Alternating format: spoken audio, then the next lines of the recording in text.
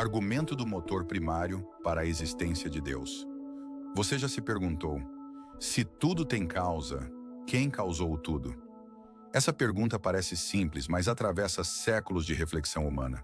Filósofos, cientistas, religiosos, todos já tentaram encontrar uma resposta satisfatória. E um dos mais influentes pensadores nesse quesito foi Tomás de Aquino. Mas quem foi esse homem? Tomás de Aquino viveu no século XIII na Itália. Ele era um filósofo e teólogo cristão que buscava explicar racionalmente a fé. Ou seja, mostrar que acreditar em Deus não é apenas questão de tradição ou emoção, mas também pode ser uma conclusão lógica. Tomás escreveu uma obra monumental chamada Suma Teológica.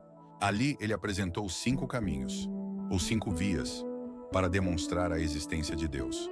Hoje vamos falar da primeira delas, talvez a mais famosa, o argumento do motor primário. Vamos começar com uma observação simples. Olha ao seu redor. Tudo está em movimento. Os planetas giram, o vento sopra, as árvores crescem, as partículas dentro de um átomo se agitam sem parar. Tudo o que existe está em movimento ou em constante mudança. Mas surge a pergunta: se tudo se move, o que causou esse movimento? Nada começa a se mover sozinho, certo? Algo sempre põe outra coisa em movimento. Uma bola de bilhar só rola porque outra bateu nela. Uma engrenagem gira porque outra a empurra. Um carro anda porque alguém ligou o motor. E se perguntarmos, mas quem causou esse movimento inicial? Podemos responder, foi outro movimento anterior. Mas aí perguntamos de novo, e esse movimento anterior, quem causou? Foi outro, e outro, e outro. Assim, indefinidamente. Poderíamos seguir essa sequência infinita. É aqui que surge o problema. Se tudo depende de um movimento anterior, e nunca houve um primeiro, então nada jamais teria começado. Imagine uma fila em que cada pessoa só pode comprar o ingresso se alguém atrás dela comprar o primeiro. Se não existe uma primeira pessoa que realmente compra, a fila nunca andará. Ou pense nos dominós enfileirados. Cada peça cai porque a anterior caiu. Mas se não existe a primeira peça sendo empurrada, nenhuma cairá. O jogo nunca começa. Isso é o que chamamos de regresso infinito de causas.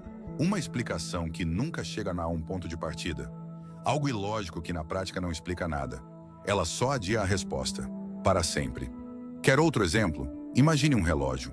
Ele só funciona porque alguém iniciou a contagem. Esse relógio depende de outra causa que ele me iniciasse. E esse outro precisou que outro o gerasse. E assim, infinitamente, sem início primário ou causa. Ou pense em filhos e pais. Cada pessoa existe porque teve um pai antes dela. Mas se nunca houvesse um primeiro ser humano, ninguém estaria aqui hoje. O regresso infinito de causas é como uma desculpa sem fim. É como responder a uma criança que pergunta, quem fez isso? E você responde, foi outro. E quando ela pergunta de novo, você diz, foi outro. E assim é para sempre. No fim, você nunca respondeu nada. Tomás de Aquino mostrou que isso não é lógico. Se tudo que se move precisa ser movido por algo, não podemos voltar ao infinito. Tem que haver um primeiro motor, algo que não dependa de nada para existir ou agir. Um motor que não foi movido por ninguém, mas que move tudo. E esse motor, dizia Aquino, é o que chamamos de Deus. Veja que ele não estava falando apenas de religião. Era raciocínio puro. É como dizer, se hoje vemos movimento, mudança e existência, é porque houve um ponto de partida real. E esse ponto de partida não pode ser apenas mais um elo da corrente. Tem que ser a base da corrente inteira. Agora, por que esse argumento continua forte até hoje? Porque a própria ciência moderna, de certo modo, confirma essa lógica. Pense no Big Bang.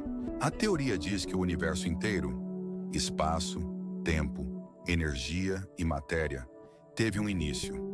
Houve um momento em que tudo começou a se expandir. E aí surge a questão inevitável. O que causou esse início? O que estava antes do tempo e do espaço? Alguns dizem que o universo sempre existiu, mas isso vai contra as evidências. Tudo o que estudamos mostra que o universo tem idade. Ele não é eterno. E mesmo que fosse, ainda restariam perguntas. O que mantém o universo em movimento até hoje? Por que as leis físicas continuam funcionando? Quem garante que tudo não se desfaz em caos? Outros tentam responder com o acaso. Mas o acaso não é uma força. O acaso é apenas a ausência de causa conhecida. Dizer que o acaso explica a origem do universo é o mesmo que dizer que nada é a explicação. Há também quem fale de multiversos, universos infinitos. Mas perceba, mesmo que existam outros universos, eles também precisariam de um ponto de partida. Um motor inicial que desse origem a todos. Ou seja, o argumento de Aquino continua firme. Tudo o que existe aponta para a necessidade de uma causa primária. É inevitável. Um ser que não depende de nada para existir. Um motor que não foi movido. Alguém que simplesmente é. Aqui entra o conceito de ato puro. Ato puro é aquilo que não contém potencial não realizado. Não muda porque não há nada em si que possa deixar de ser. Se queremos uma explicação última para o movimento e a ordem, precisamos de um fundamento que não dependa de outra coisa para existir. Um ser cuja existência seja explicação, e não um ser que necessite de explicação adicional. Esse é, filosoficamente, o papel do motor imóvel. O agente que sustenta o movimento sem ele próprio ser movido. A fé cristã entra, portanto, de forma natural no debate. Quando lemos a Bíblia, vemos que Deus é descrito exatamente assim. Yahvé, Javé ou Jeová, dependendo da tradução que você prefira usar, se explica como o eu sou aquele que é, um ser eterno sem começo, sem causa externa. A fonte de todo movimento, de toda vida e de toda existência. Tomás de Aquino, usando apenas raciocínio lógico, chegou à mesma conclusão que a Bíblia já afirmava, a saber, que tudo precisa de uma causa, que o infinito regresso de causas é ilógico e que tem que existir uma primeira causa, um primeiro motor, que é Deus. E veja outro detalhe interessante. A filosofia de Aquino dialoga até com a maneira como a Bíblia descreve Jesus Cristo. Na linguagem lógica, podemos dizer que Jesus estava em Deus como potencial e foi trazido à realidade como ato, quando Deus o gerou como o primogênito de toda a criação. A partir desse ato, o tempo e o espaço começaram de forma simultânea, e por meio dele, todas as coisas foram criadas. Ou seja, até mesmo o conceito de ato e potência, tempo e espaço, se harmonizam com a mensagem cristã. Aqui cabe um adendo. Na filosofia clássica e na cosmologia moderna, o tempo e espaço não são coisas criadas à parte, como se fossem objetos. Eles são condições ou dimensões que passaram a existir como consequência do primeiro ato criacional divino, a saber, a geração do Logos, o Filho de Deus, que veio a estar com Deus no princípio. Vejamos passagens bíblicas que apoiam essa leitura. Colossenses 1,15 chama Jesus de o primogênito de toda a criação, termo que indica precedência e primazia dentro do grupo da criação. Apocalipse 3,14 refere-se ao Cristo como a origem ou o princípio da criação de Deus.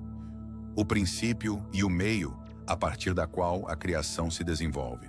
Atos 17:28 diz que em Jeová vivemos, nos movemos e existimos, formulando uma relação de sustentação do cosmo pelo Onipotente. E como isso se conecta com o motor imóvel? O Pai é a causa que não é movida. O Filho é o primeiro ato para que o movimento criacional comece. A geração do Filho é o evento pelo qual o plano divino se torna realidade, temporal e espacial. Após essa geração, o Filho atua como o agente e canal da criação, pelo qual tudo veio a existir, não como mera criatura desacoplada de importância, mas como a instância pela qual a vontade criadora do Pai se realiza. João 1:3 é claro em afirmar a importância de Jesus no âmbito criacional. Todas as coisas vieram a existir por meio dele, e sem ele, nem mesmo uma só coisa veio a existir. Então, o que aprendemos? Primeiro, o regresso infinito não funciona. Segundo, é inevitável reconhecer uma causa primária. Terceiro, essa causa tem as características que chamamos de Deus. E quarto, a fé cristã dá um nome e uma personalidade a essa causa, mostrando que a causa primária quis ser conhecido por nós pelo seu nome, Jeová. Portanto, a pergunta continua ecoando. Se tudo o que existe precisa de uma causa, qual é a causa do universo? Ou você crê que é o nada? Ou você aceita que existe um motor primário, eterno, sem começo, que deu início a tudo. E essa é a escolha diante de você. Preparei um artigo sobre esse tema. Deixarei o link na descrição, caso você queira se aprofundar em seus estudos. Deixe seu comentário respeitoso. Eu gosto de ler todos. Curta o vídeo e inscreva-se no canal. Estude com honestidade. Grupo Historiador TJ.